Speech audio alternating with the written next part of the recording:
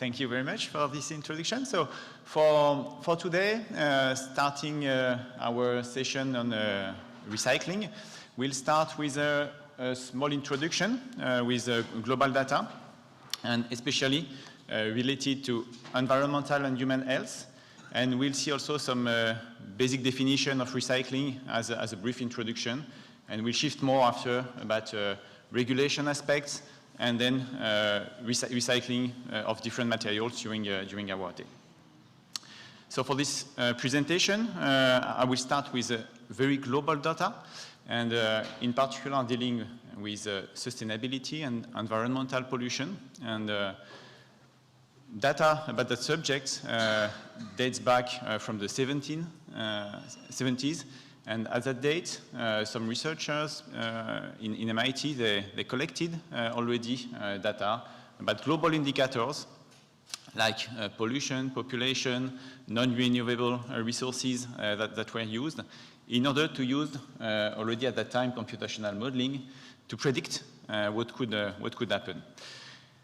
30 years after, so you have in my back some data, historical data, dotted lines, which is the model, and the lines that were added between the 70s and 30 years of collection of data match pretty well what was predicted. Very recently, it was the 50 years of that model, and they already input the last data, and this also match well what was predicted. And in between, we didn't change too much the direction of our production system, and so this is more or less, because it's also under debate, this kind of modeling, of course, but to have some predictions, some trends. And what's predicted is a decline in some of these indicators, including the population, if we do not decide to change. And we'll see just after some inputs about the regulation, which will force the things to change. And we can hope that we'll find the way to correct these trends. And you can find it. This is called the limits to growth, or the Meadows report, if you want to find on the internet. Well, plastics is one of these global problems that the human being has to face. And let's say plastics are everywhere. It's not only food packaging. We'll focus more, of course, on that aspect. Globally, it's packaging. A lot is for food. Also for clothes, for toys, for technological objects of our daily life. From here, if we remove everything which is plastics, we'll not have much things left, for example, except wood and cotton. But not a lot of things are made in cotton. And still as global indicators, you can see some production steps. Actually, this is not linear, so pay attention to this representation. We started using plastics in the 50s, so 70 years ago. We reached, as we'll see, a global level of pollution, which is really high. And you can see the trend. It's an exponential trend. Now it's estimated at more than 300 million of tons a year, and it will be even more in the coming years based on the actual trends. So this is the picture of the production of plastics worldwide. We are facing something interesting to discuss also, dealing with food packaging, because plastic material, so you have on the left side the different industrial sectors that use plastics. So for textiles, as we said, for technological objects, a lot of other things, packaging is the bigger part of the use of plastics. So this is why we'll focus on it, and this is why we pay so much attention also in food science to food packaging issues. And if we look on the right graph, you can see also that for buildings and construction, for example, plastic, we estimate that it will be used for decades. But for foods, that means we use plastics that can stand for a very long time for only a very short period of time, and it's estimated it's less than half a year. So we have materials that can stand for decades that we use for just half a year at best. And so we're facing some global issues with the plastic pollutions. We are using oil. It's approximately 6%. It will be more. It contributes to global warming, but let's say it's not the major part because we use oil for other applications more than for plastics. We can think about saving some oils for plastics because for medical application, for example, for medical device, we need some disposable objects. The problem is that in land, for landfilling, it will last for 100 years. And the pollution in water has been highly mediatized, so we'll see a little bit more data about that. It's estimated that approximately 8 million of tons each year reach the natural environment and in the water. And it's estimated on the actual trends that if we go on these trends, that 20% of the oil consumption will be required for the plastic production, and we'll have a massive quantity of plastics in the ocean. It's already the case because it's always difficult to find some global data. Some websites are cited in these slides, and you can refer also to that if you want to have a little bit more information about these global indicators. Very difficult to estimate the quantity of plastics that were not collected, because the main problem is that problem of collection of our waste, and that ended in the environment. We can find them in all oceans, in the gyres especially, where they accumulate. And these are estimations about what we can find in the ocean with more than 200,000 of tons that are accumulated. These are floating objects, but we can have also fragmentation according to the time, so especially with UV light, with mechanical effect due to the waves, with the saline environment. So they will start to degrade, and what's mediatized a lot is the name microplastics that we heard a lot in the media. Some researchers try to separate, that means to sort according to the size, and to define from macroplastics to even nanoplastics, referring to the size of the objects. But actually, maybe this is not the key issue, and the key issue is the content. So what are the polymers? What do they contain as additives? Because as you know, we have many additives, which means we have a massive accumulation in the environment. There will be physical fragmentation, but the chemical risk is also a major issue. So the size definition is maybe not the right one. Another thing before going to some health issue is also the accumulation that we can have. So I spoke about some floating objects that people try to measure the quantity. And we can find also some interesting correlation, and especially in this research article, some researcher, so the dots correspond to the plastic production worldwide. That means it started from the 50s, and here this is mentioned up to 2010. And they look in the coastal sediment in a specific area where they accumulate, and that means we can find what has been called the plastic age, which correspond to our age, and that means there is an accumulation in the sediments of plastics that perfectly match the increase in the consumption of plastics worldwide.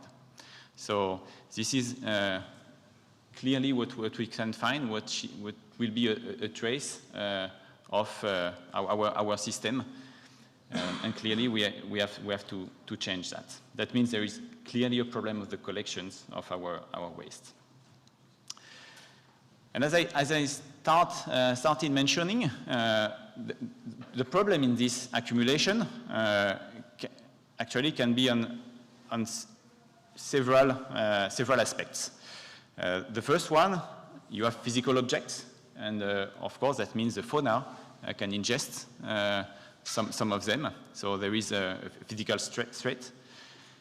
Can be a biological threat because that means you have new materials that are put in a given environment, and you can have colonization by bacteria. That means you can change also the ecosystem because you introduce massively new materials in it.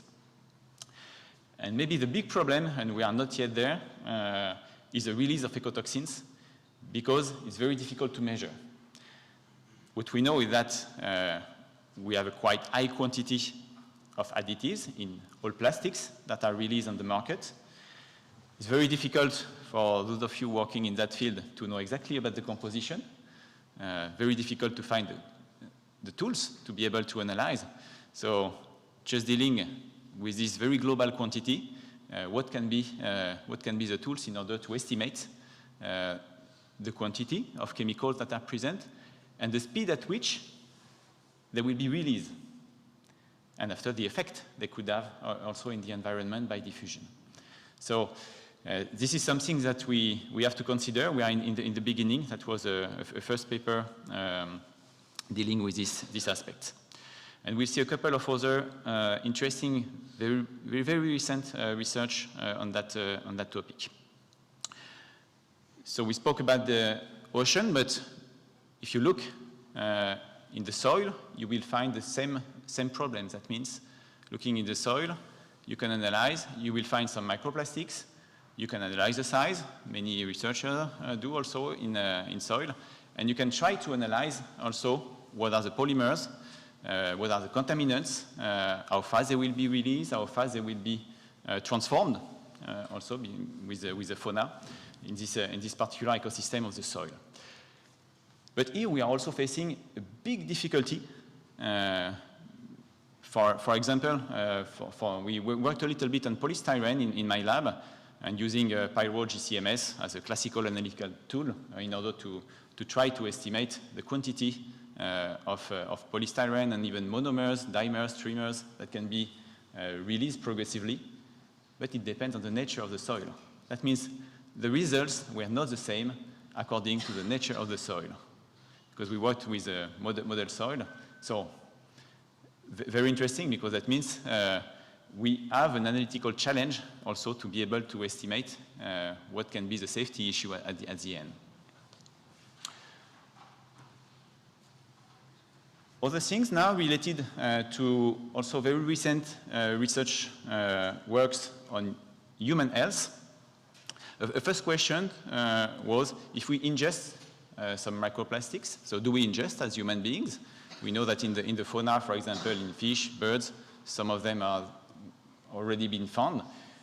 As human beings, in a recent study, that microplastics have been found in the feces of human beings.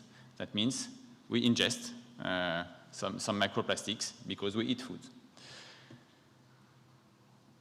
We thought that thanks to the epithelium barrier, they will not pass through. But a very recent research work also showed the contrary. So the answer is no. It can go through and it can pass to the blood. So this was also something to have in mind. And another very recent research, another barrier to come across is from the mother to the baby through the placenta. That means they can also go through. So these are 3 steps dealing also with the problem of environmental pollution, human health, with microplastics, and the safety issue that we will have to face. And so at the point, that was to illustrate with global data and very recent research works about that topic from the contamination of plastics that we are facing. And so this is why a lot of regulations worldwide, as we'll see later, changed very recently, and especially trying to reduce the use of plastic, trying to reuse, trying to recycle. And for today, we'll talk a little bit more about recycling. So in the picture in Europe, dealing with recycling about our packaging waste, and dealing especially with industrial plastic packaging, commercial one, household plastics. This is a picture with approximately 18 million of tons post-consumer waste collected, with 40% approximately of recycling, 40% for energy recovering, and the rest for landfilling. If we look in this data, it was a collection of data between 2006 to 2018. And of course, landfilling, we try to limit as much as possible, and it decreased by half. And recycling, we try to increase as much as possible, on the contrary. And we started from quite low, but here we have metal, glass, which is included. That means for plastic, the picture is not the same. We have all packagings. And we increase, and we try to increase, and the regulation, as we will see later, it will force to increase as much as possible, reusing, reducing, and recycling. So for recycling, we saw that it's related to environmental and human health, but we have many other aspects to consider, particularly the production, the compliance with marketing and socio-economic aspects, regulation, of course, and social behavior. So it's not an easy task for recycling, and with many different particular social behavior according to the different countries. And for today, we have many countries assisting. So this is also something to manage, which is quite difficult. A few definitions to start this day about recycling. And the big difference is what's considered recycled versus recyclable.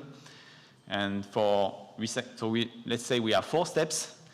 For recyclable, the first step means that the material must be made with plastic materials that is collected for recycling as market value and or supported by a legislative mandated program. First step. Second step, it must be sorted and aggregated into defined streams for recycling processes. For now, it's just recyclable. But as you can see, from a marketing point of view, many can communicate on the recyclable aspects. If we want to go to something that is really recycled, that means material that can be processed and reclaimed, recycled with commercial recycling processes, and it has to comply with the regulation.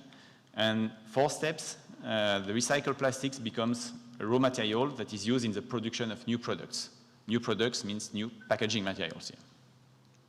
So these 4 conditions are very important to really make the difference between what's recyclable and what's really recycled.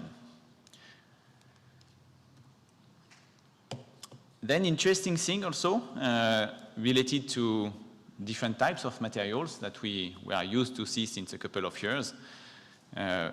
Bio-based materials can be also an alternative, but it's not considered in the regulation, which means on this graph in my back, where you have petrochemical-based versus bio-based, non-biodegradable versus biodegradable material, we can forget the biodegradable part for now, and we'll focus more on the other part, that means conventional plastics and materials that are the same polymers but produced from renewable resources.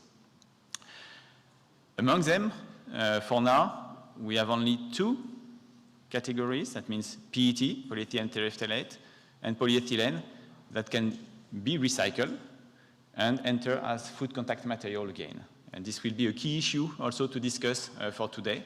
And it's also related with regulation, processing, and we'll focus more on that with a new directive on waste management and recycling.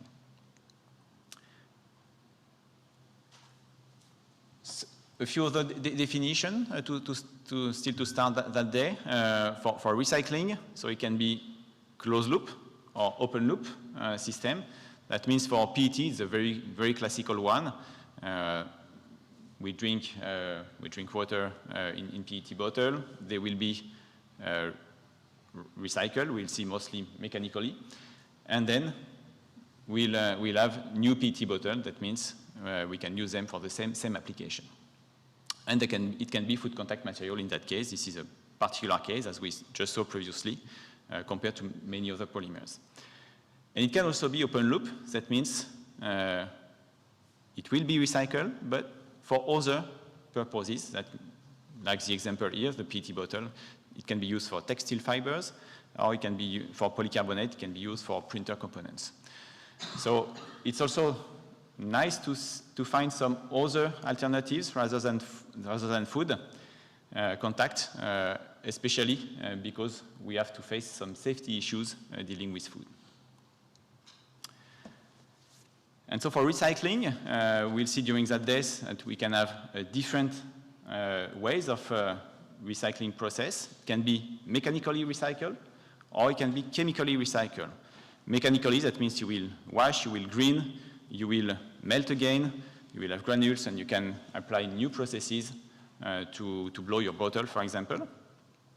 And chemically, that means you will start with a polymer, more or less degraded, and you can cut to get the monomer, and you can start to repolymerize at the end.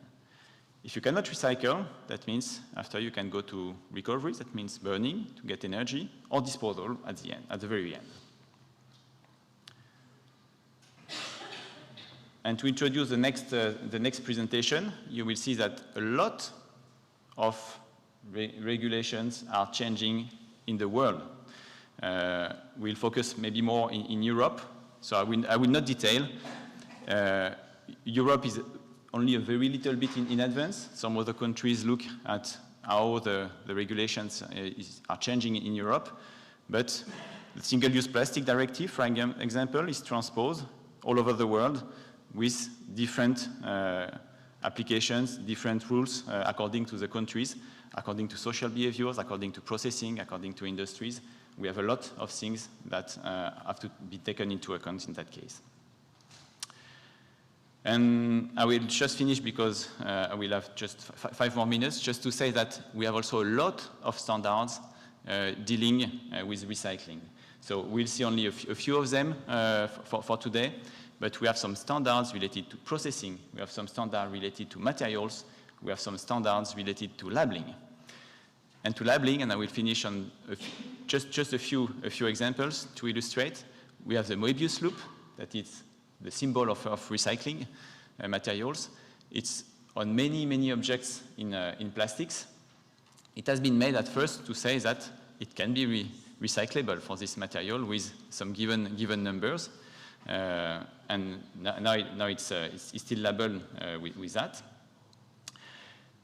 It can be a little bit confusing. We have some also like a tidy man trademark. We just mentioned to you that just throw into the bin and not in the environment, hopefully, but which means we have something to do with education. And we have the regulatory symbol, and in which you can even include the percentage of recycled materials that will be incorporated in the new recycled material. Same thing, you have the green dot, which is just money contribution to the collection system, which is different from the recycling symbol. And some other specific symbol. I just take a few examples, but you have many others, many different claims, many marketing claims also. And it's sometimes very difficult to make the difference between what's really relevant from a regulation and what's from marketing aspects. So probably some things to improve also in the next future. And so I will finish on these concluding remarks. So the system is now pushing to reduction of waste, to reduction of plastic pollution, as we saw. The preservation maybe on some fossil resource, we have to think about that. As I said, for example, we still have needs, like for medical device, single-use plastics. We need some in a specific application, and it's really helpful. We are shifting also from linear economy to circular economy more and more. And eco-design, and as you will see in the fitness project, we have now a lot of modules on eco-design, which is also a big change in our job related to food packaging, to think differently from the start when we design a new packaging. And that means in the issues we'll have to face, we have to match environment and economical aspects, clearly.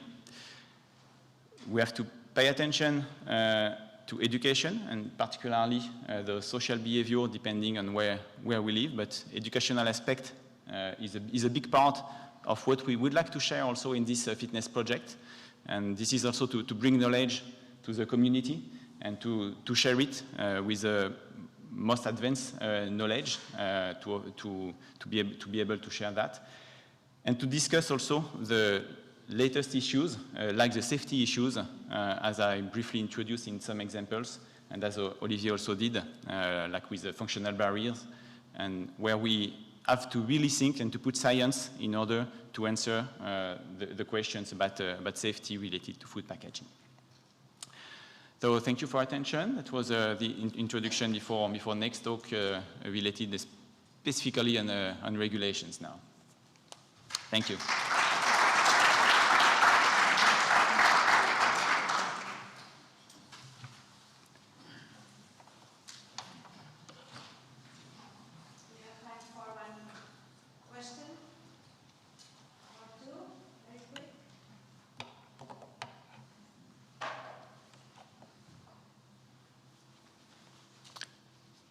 In that case, we can shift to regular. Sorry, Justin. Yeah? What research do you think is needed most urgently right now to answer some of the challenges? Is there something you would prioritize, scientists and people that need to do training to learn about or to learn more about? Safety issue we saw is really a challenge. So, for example, in France, we have a specific call on that topic with. Depending on the current development and how could we make sure that the safety, how could we make sure about the safety of the new developments, recycling materials, but also some other materials when we mix like papers with some classical plastics or some new materials also in contact. How could we make sure about the safety of this material? So we have really a challenge for now about this aspect, clearly.